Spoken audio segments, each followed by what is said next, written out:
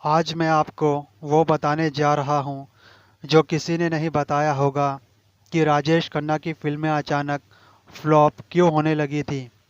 उनका नसीब उनसे नाराज़ हो गया था, या फिर उन्होंने वक्त की कदर नहीं की थी, या फिर उनका सितारा जिन लोगों से जुड़ा हुआ था वो लोग उन्हें छोड़ चुके थे। आखिर क्या था उनकी कामयाबी और बर्बादी के पीछे? पूरी हकीकत जानेंगे हम इस वीडियो में। तो सुनते रहिए मेरे साथ। मैं हूं आपका दोस्त सलमान। सुनाता हूं वो बातें जो छू ले आपका मन। तो चलिए इस वीडियो को शुरू करके इन बातों को डिटेल में जानते हैं। राजेश खन्ना साहब बॉलीवुड इंडस्ट्री की जानी मानी शख्सियत थे, मगर शुरुआती दौर उनका असफल रहा। कुछ फिल्में उनकी असफल रहीं, जैसे कि आखिरी खत, औरत, बहारों के सपने, राज। फिर राजेश खन्ना को फिल्म मिली आराधना, जो 1969 में रिलीज़ हुई थी। ये साल राजेश खन्ना के लिए लक्की साल बन गया था। इस फिल्म की कामयाबी के बाद तो राजेश खन्ना सुपरस्टार बन गए थे। इस रोमांटिक फिल्म में राजेश खन्ना के साथ हीरोइन थी शर्मिला टैगोर और फरीदा जलाल। आराधना फिल्म के सारे गाने आज भी लोग बहुत ही शौक से सुनना पसंद करते हैं। सन 1969 के बाद तो राजेश खन्ना हर एक डायरेक्टर के लिए पहली पसंद बन चुके थे। ढेर सारी फिल्में राजेश खन्ना ने साइन कर ली थी, और उनकी फिल्म जैसे ही सिनेमा घरों में लगती थी फौरन सुपरहिट हो जाया करती थी। लड़कियां तो राजेश खन्ना की दीवानी हो गई थी, और लड़के तो राजेश खन्ना की स्टाइल मारने में मसरूफ़ हो गए थे। इस तरह की कामयाबी देखकर राजेश खन्ना फूले नहीं समा रहे थे। उनके घर में आए दिन पार्टी चलती रहती थी। पूरी रात राजेश खन्ना साहब शराब के नशे में, सिगरेट के धुएं में डूबे रहते थे, और अपने कुछ दोस्तों के साथ अपनी फिल्मों की तारीफ़ें सुनते रहते थे। सुबह में सही वक्त पर न उठने की वजह से राजेश खन्ना अक्सर स्टूडियो में फिल्मों की शूटिंग करने के लिए लेट पहुंचते थे, जिसके कारण डायरेक्टर राजेश खन्ना से नाराज़ भी हो जाते थे। एक बार की बात है, जब डायरेक्टर फिल्म बना रहे थे हाथी मेरे साथी। इस फिल्म की शूटिंग के दौरान कई बार राजेश खन्ना और डायरेक्टर के बीच में बहसबाजी भी हो जाती थी। एक बार राजेश खन्ना को डायरेक्टर ने टोका भी था कि आप वक्त पर क्यों नहीं आते हैं, आपकी वजह से पूरी यूनिट को इंतज़ार करना पड़ता है। आपने इतनी महंगी घड़ी लगा रखी है, क्या आप इसमें टाइम नहीं देखते हैं? तो राजेश खन्ना ने डायरेक्टर से कहा, हम घड़ी वक्त देखने के लिए नहीं पहनते हैं, बल्कि वक्त हमारा इंतज़ार करता है। इसके लिए हम 1 लाख की घड़ी पहनते हैं। ऐसा घमंड भरा डायलॉग काका ने डायरेक्टर शक्ति सामंत को मारा था। ऐसा सिर्फ इस फिल्म के डायरेक्टर के साथ नहीं हुआ था, बल्कि राजेश खन्ना हर डायरेक्टर के साथ ऐसा ही बिहेव कर रहे थे। अगर फिल्म की शूटिंग सुबह 10 बजे होती थी, तो राजेश खन्ना शाम 4 बजे स्टूडियो में पहुंचते थे। कामयाबी का नशा काका को ऐसा चढ़ा था कि हर एक डायरेक्टर से ज़्यादा वो अपनी चलाते थे, और डायरेक्टर को भी राजेश खन्ना की बात माननी भी पड़ती थी, क्योंकि राजेश खन्ना का दौर ही ऐसा चल रहा था जिसे कोई भी हरा नहीं सकता था।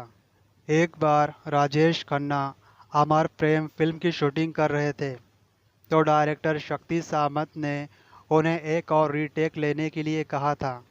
तो राजेश खन्ना ने जवाब दिया था, इससे अच्छा टेक पूरे हिंदुस्तान में कोई और हीरो नहीं दे सकेगा, इसे ही ओके कर दो।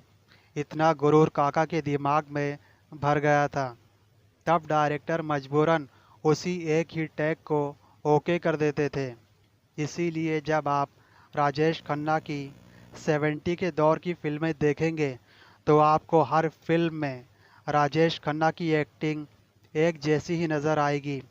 इतना अहंकार राजेश खन्ना के दिमाग में भर चुका था। और ऐसा क्यों न होता, ऐसी कामयाबी काका ने 31 साल की उम्र में ही हासिल कर ली थी, जो हर किसी के बस की बात नहीं होती है।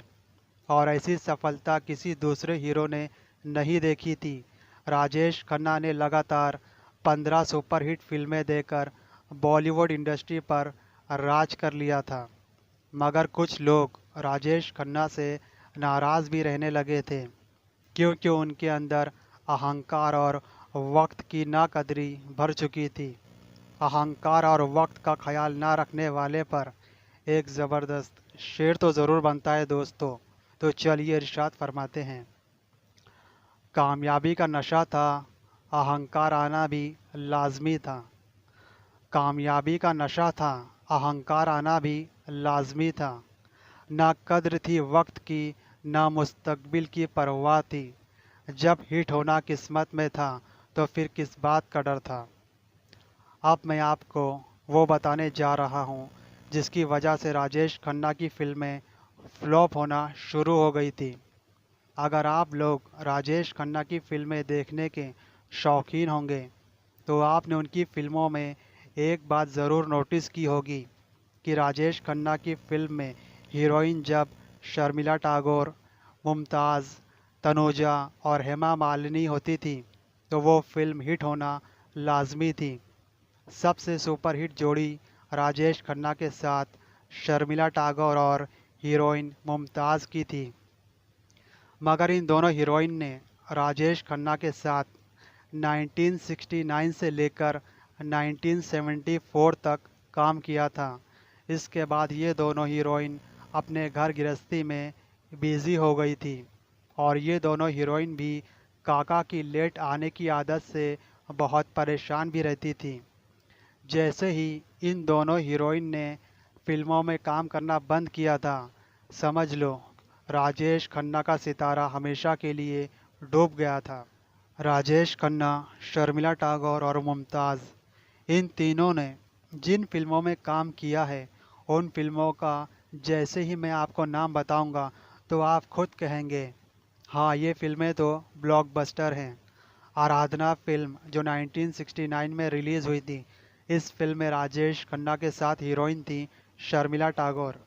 फिल्म दो रास्ते जो 1969 में ही रिलीज़ हुई थी, इस फिल्म में राजेश खन्ना के साथ हीरोइन थी मुमताज़। फिल्म सच्चा झूठा जो 1970 में रिलीज़ हुई थी, इस फिल्म में राजेश खन्ना के साथ हीरोइन थी मुमताज़। फिल्म अमर प्रेम जो 1972 में रिलीज़ हुई थी, इस फिल्म में राजेश खन्ना के साथ हीरोइन थी शर्मिला टैगोर।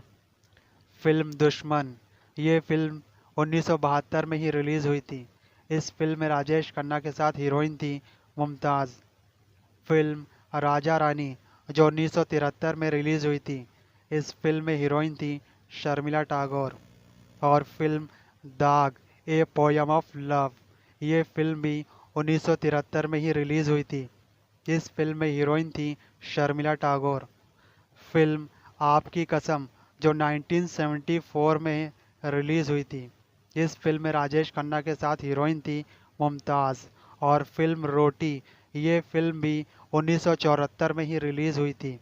इस फिल्म में भी राजेश खन्ना के साथ हीरोइन थी मुमताज़। बस 1974 का साल खत्म होने के बाद ही राजेश खन्ना की बर्बादी के दिन शुरू हो चुके थे।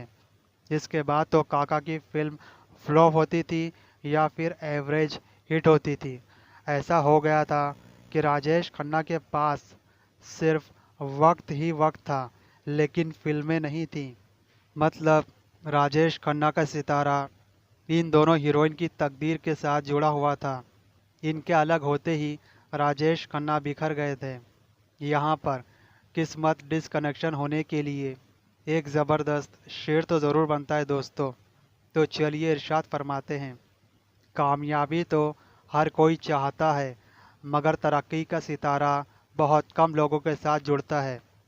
कामयाबी तो हर कोई चाहता है, मगर तरक्की का सितारा बहुत कम लोगों के साथ जुड़ता है। जो समझ गया वो पार हो गया, जो घमंड में आ गया वो बर्बाद हो गया। ऐसा दौर भी राजेश खन्ना की लाइफ में आया था कि वो एकदम अकेले पड़ गए थे।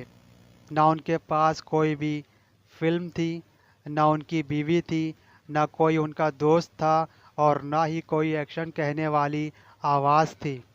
घमंड, गुरूर, अहंकार, वक्त की बर्बादी, डायरेक्टर की ना सुनना, सपोर्टिंग एक्टर के रोल कटवा देना, हर वक्त अपनी मर्जी चलाना, इन सब हरकतों की वजह से राजेश खन्ना साहब का करियर डूब गया था। यहाँ पर एक ज़बरदस्त शेर तो ज़रूर बनता है दोस्तों, तो चलिए इरशाद फरमाते हैं। गुरूर इस बात का था कि मेरे जैसा कोई सुपरस्टार ना था।